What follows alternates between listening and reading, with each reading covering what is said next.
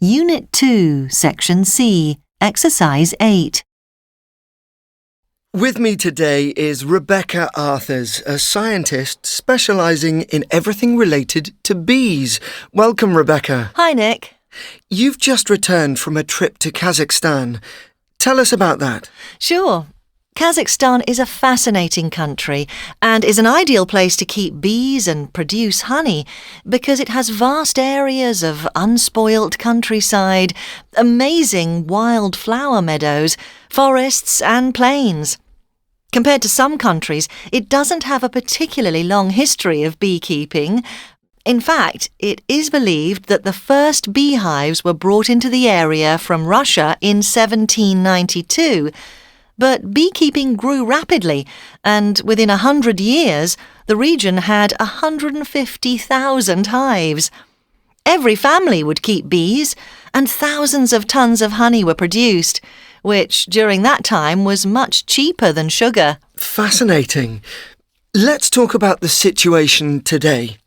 Well, the cost of sugar fell, so the demand for honey decreased, and beekeeping became less popular. But recently, governments and industry have started to understand how important bees are, not just for the production of delicious honey, but also in the pollination of crops. For example, in the region I visited in East Kazakhstan, 400,000 hectares of land are used to grow sunflowers, and around 800,000 colonies of bees are needed to pollinate these flowers. So the country needs more bees. And what were you doing there? I was working with the National Union of Beekeepers to look at ways to increase the number of colonies and to ensure they were being located in the right areas. We held meetings with some major agricultural businesses who have requested that hives are placed in their fields. In addition, we discussed how to promote honey as an amazing, delicious product with some remarkable medicinal qualities. Within Kazakhstan, the average annual consumption of honey is only about 50 grams per person per year, whereas the average consumption of sugar is around 36 kilograms. That's quite a difference. Yes. And there's a lot of optimism in the country that we can increase honey consumption if people are informed about it.